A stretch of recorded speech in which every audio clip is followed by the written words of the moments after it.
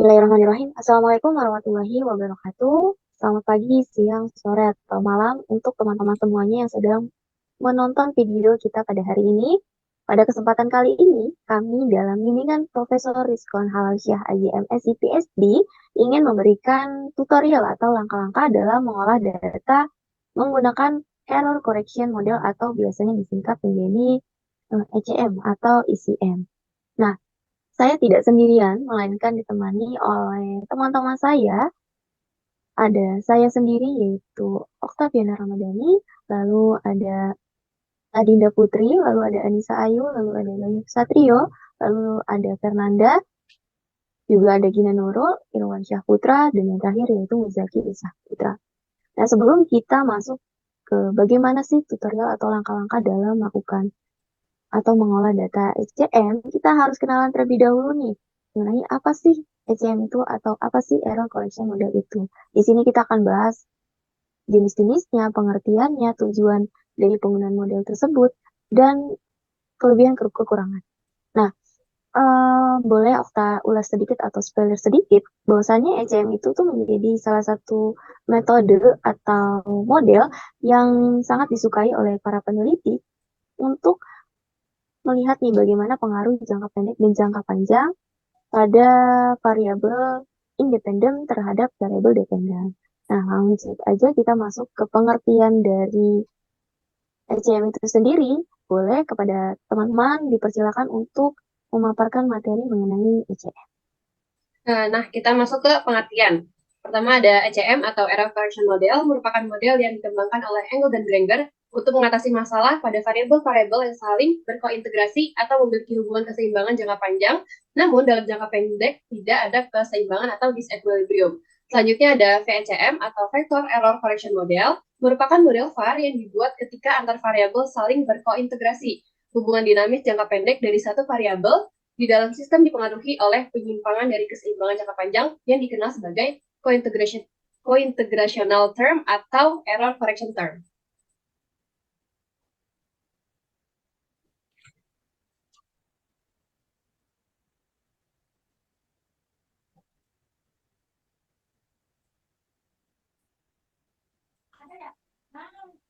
Yang selanjutnya itu ada tujuan dari error correction model. Jadi di sini ada terdapat tiga tujuan. Tujuan yang pertama itu dalam mengatasi autokorelasi.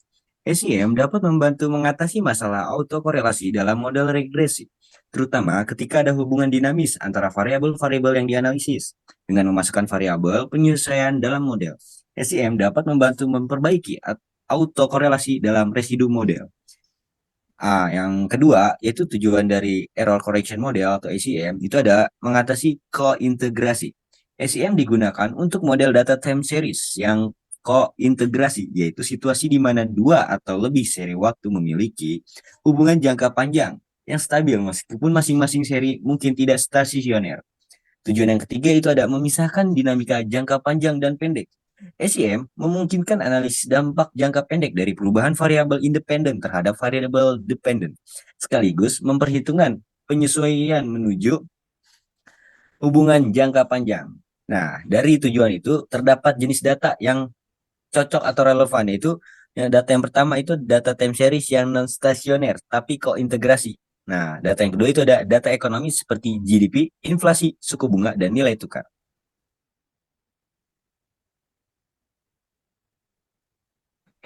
Baik, selanjutnya ada tujuan dari Vector Error Correction Model atau biasa disingkat VECM. Tujuan pertama yaitu ada multivariat kointegrasi. Jadi VECM ini adalah perpanjangan dari ECM untuk analisis sistem variabel yang kointegrasi, di mana lebih dari satu persamaan kointegrasi ini mungkin ada. Nah, yang tujuan kedua ini ada interaksi antar variabel. Nah, VECM ini memungkinkan analisis dinamika interaksi antara beberapa variabel dalam sistem, termasuk bagaimana kesalahan dari hubungan jangka panjang dikoreksi dalam jangka pendek. Nah, ada jenis data yang digunakan VHM ini. Yang pertama data time series multivariat yang non stasioner tapi kointegrasi. Yang kedua ada data ekonomi makro seperti hubungan antara GDP, inflasi, suku bunga, dan investasi di berbagai negara.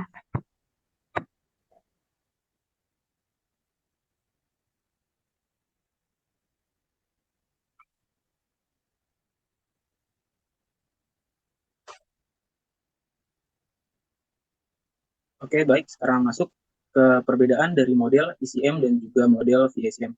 Nah, perlu diketahui model ECM ini atau Error Correction Model dan juga model dari VACM atau Vector Error Correction Model ialah dua model ekonometrika yang digunakan untuk menganalisis hubungan jangka panjang dan jangka pendek antara variabel-variabel time series. Nah, berikut ini terdapat beberapa perbedaan utama di antara keduanya. Nah, yang pertama itu adalah jumlah variabel. Nah, dari ECM atau Error Correction Model itu mengkaji hubungan antara dua variabel time series atau bisa lebih ya, tergantung datanya. Lalu yang kedua ada VACM atau Vector Error Correction Model itu tuh mengkaji hubungan antara lebih dari dua variabel time series. Nah, lalu yang kedua perbedaannya itu ada dari asumsi kontegrasi. Dari ECM atau Error Correction Model sendiri membutuhkan satu hubungan kontegrasi antara dua variabel. Nah, sedangkan dari VACM atau Vector Error Correction Model itu membutuhkan satu atau lebih hubungan kontegrasi antara beberapa variabel. Lalu perbedaan yang selanjutnya dari fokus analisis. Nah, ECM sendiri atau Error Correction Model itu fokus pada mekanisme penyesuaian jangka pendek variabel-variabel terhadap hubungan jangka panjang yang telah ditentukan. Sementara dari VACM atau Vector Error Correction Model itu fokusnya pada dinamika jangka pendek dan semua variabel time series yang saling terkait. Nah, mempertimbangkan hubungan jangka panjang dan antar variabel tersebut.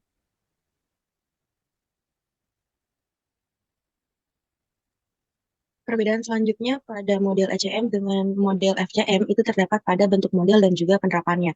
Pada ECM itu kombinasi dari persamaan regresi stasioner jangka pendek dan persamaan integrasi jangka panjang. Sedangkan pada FCM itu sistem persamaan regresinya stasioner jangka pendek yang saling berkaitan dengan beberapa persamaan kointegrasi yang menggambarkan hubungan jangka panjang antar variabel. Kemudian di perbedaan penerapan. Pada ECM, penerapannya itu digunakan untuk menganalisis hubungan antara dua variabel time series seperti harga dan juga permintaan, pendapatan dan juga konsumsi. Sedangkan pada FECM, penerapannya itu digunakan untuk menganalisis sistem variabel time series yang saling berkaitan, seperti hubungan antara suku bunga, inflasi, dan juga nilai tukarnya. Perlu digarisbawahi pada pilihan model antara ECM dengan FECM itu tergantung pada jumlah variabel yang dianalisisnya dan juga hubungan jangka panjang yang ingin ditelitinya. Di mana pada ECM ini digunakan untuk dua variabel dengan satu hubungan kointegrasi, sedangkan pada FECM ini digunakan untuk lebih dari dua variabel dengan satu atau lebih hubungan kointegrasinya.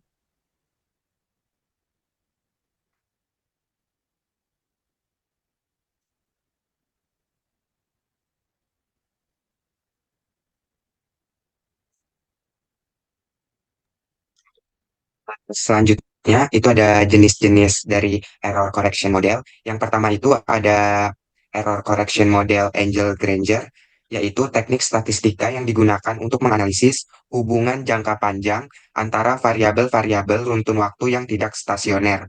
Model ini dikembangkan oleh Robert Engel dan Cliff Granger pada tahun 1983 dan menjadi salah satu metode penting dalam analisis ekonometrika. Yang kedua itu ada error correction model Domowitz L-Badawi, yaitu salah satu metode dalam ekonometrika untuk menganalisis hubungan jangka panjang dan pendek antara variabel deret waktu yang tidak stasioner. Model ini dikembangkan oleh Domowitz dan L-Badawi 1987 sebagai alternatif dari model koreksi kesalahan Engel-Granger yang lebih populer.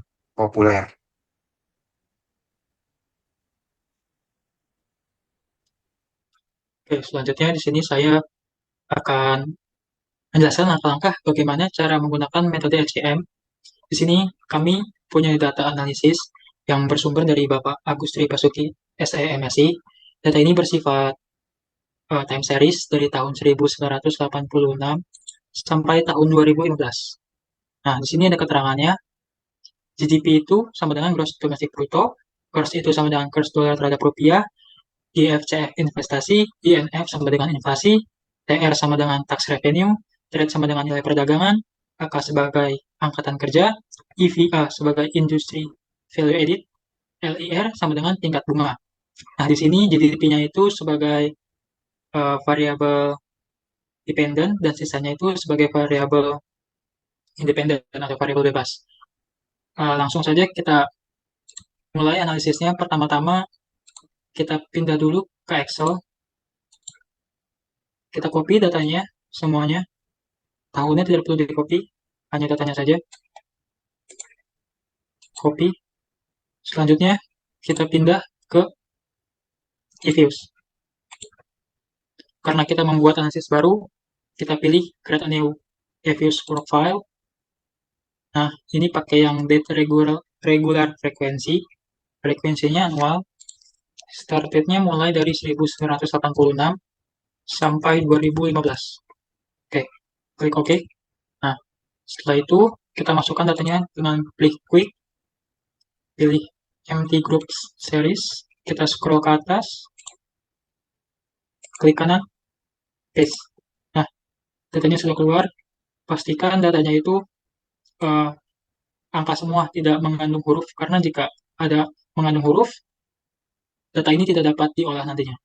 Nah, selanjutnya kita itu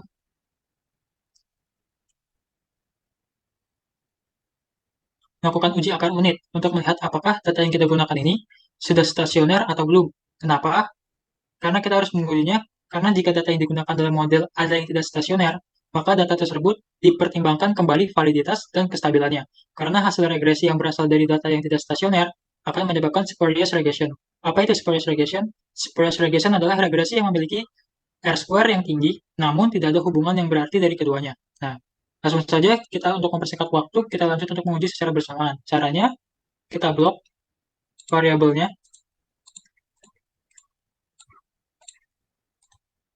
Nah, klik kanan, open as a group. Setelah itu, kita pilih view, unit true test, cross-sectionally independent. Kita coba di level. Nah, kita lihat hasilnya, bahwasannya statistiknya itu masih positif. Nilainya itu 3.84973, dan probabilitasnya itu 0.9999, di atas 0,05. Maka dapat disimpulkan data ini belum stasioner. Kita lanjut ke step yang selanjutnya, ke first difference. Nah, bisa dilihat perubahannya di sini, statistiknya sudah minus 10.0364 dan probabilitasnya juga sudah kurang dari 0,05. Maka data ini sudah stasioner. Nah, tahap pertama sudah kita lewati. Kalau data yang kita gunakan sudah stasioner di first difference. Nah, lanjut untuk uji kointegrasinya. Cara yang pertama kita lakukan dengan regresi dalam jangka panjang. Caranya sama seperti tadi, kita blok variabelnya. GDP-nya sebagai dependent. Nah, sisanya sebagai independent.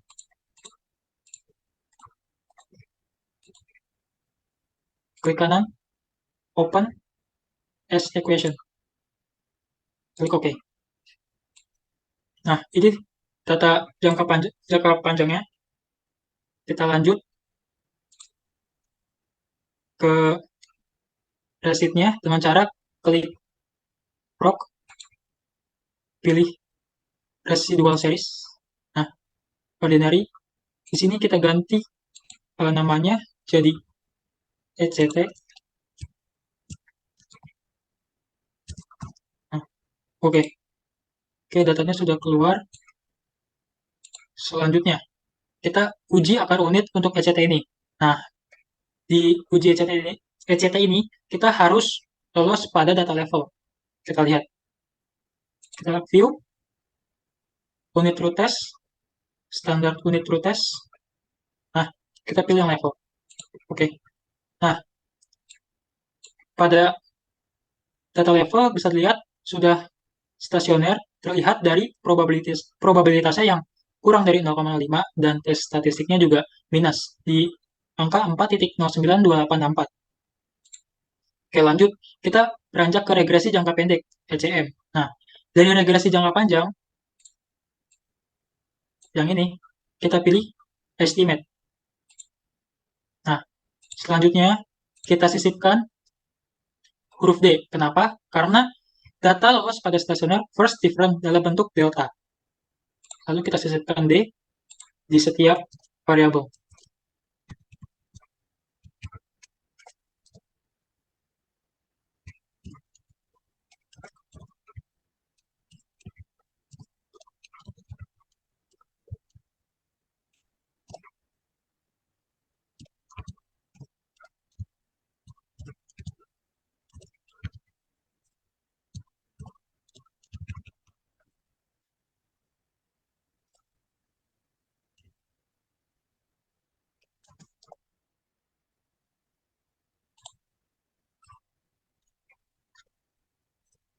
Nah, seperti ini.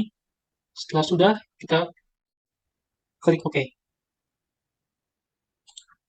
Nah, ini hasilnya untuk yang jangka pendek.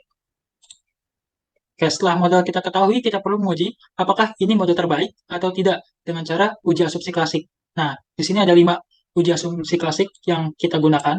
Pertama, kita akan coba uji normalitas. Caranya kita pilih view, eh, pilih residual diagnostic, pilih yang histogram, normality test. Nah, ini hasilnya. Lanjut ke uji yang kedua, kita ada uji linearitas. Caranya, pilih view, stability, Ramsey reset test. Oke, nah ini dia hasilnya. Untuk uji linearitas. Lanjut, ketiga, uji autokorelasi. Caranya, view, residual, serial correlation element test. Oke, ini hasilnya.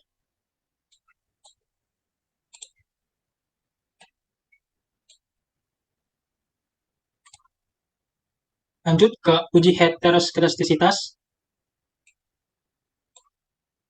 Nah, pertama kita pilih view, residual diagnostic, heteroskedastisitas. Nah, kita pakai yang Goofy. Oke. Nah, ini yang uji heteroskedastisitas. Yang terakhir, yang kelima, kita uji multikoliniaritas. Di sini kami menggunakan VEF. Caranya, view,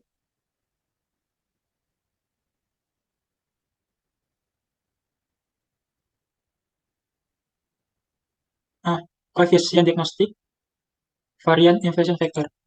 Nah, ini yang terakhir untuk uji VEF. Selanjutnya akan diinterpretasikan hasil analisisnya oleh teman saya.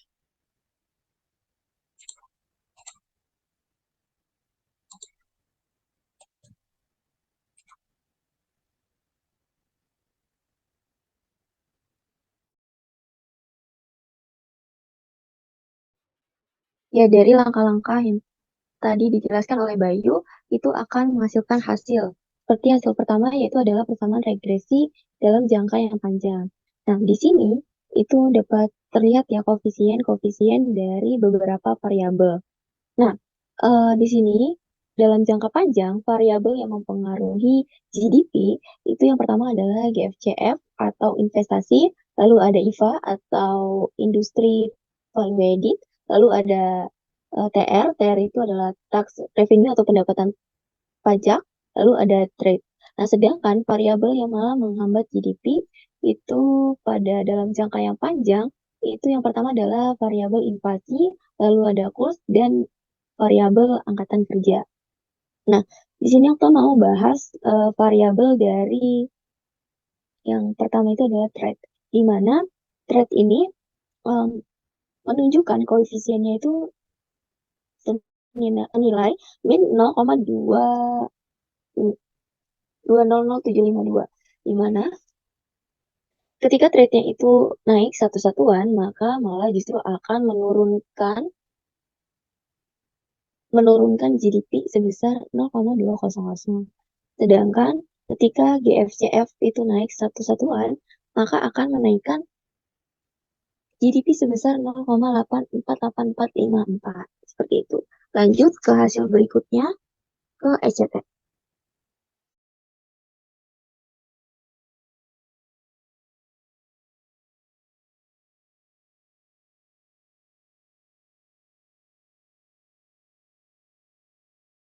Baik, di sini ada tabel dari hipotesis ECT has a unit root atau ECT sudah stasioner pada data level. Nah, di sini kita itu sudah memperoleh residual yang sering disebut dengan error correction term atau ECT. Nah, ECT ini tuh harus diuji apakah data ini tuh sudah stasioner pada data level. Nah, dan hasilnya itu sudah menunjukkan bahwa data ini sudah lolos dalam stasioner pada data level. Nah, karena probability-nya bisa dilihat di samping itu bernilai 0,0038 yang di bawah dari 0,005 dan nilai dari T statistik itu sudah bernilai negatif. Nah, jadi dapat disimpulkan ini tuh telah terjadi hubungan jangka pendek dengan jangka panjang di dalam model ini.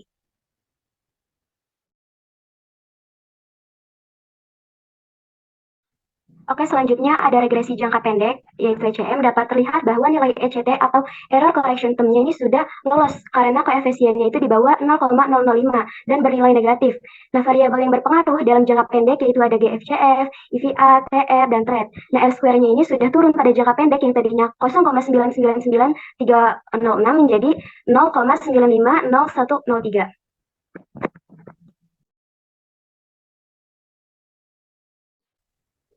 Selanjutnya ada hasil uji normalitas.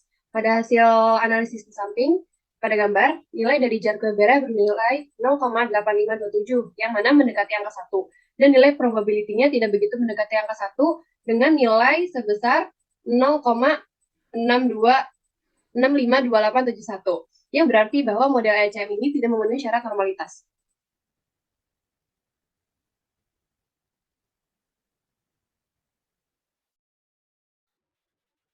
Dapat dilihat pada F-statis, probability senilai 0,9873, di mana nilai tersebut di atas dari 0,05. Maka pada model ini uji linearitas itu sudah memenuhi asumsi linearnya. Nah, selanjutnya yaitu adalah hasil dari uji autokorelasi. Nah, dari hasil tersebut dapat terlihat nih bahwasannya nilai F statistik dan probabilitas dari F statistik itu di atas dari 0,05. Di mana F statistiknya itu sebesar 0,674, sedangkan probabilitas statistik itu ada 0,74, di atas 0,005. Maka model tersebut dapat terhindar dari autokorelasi.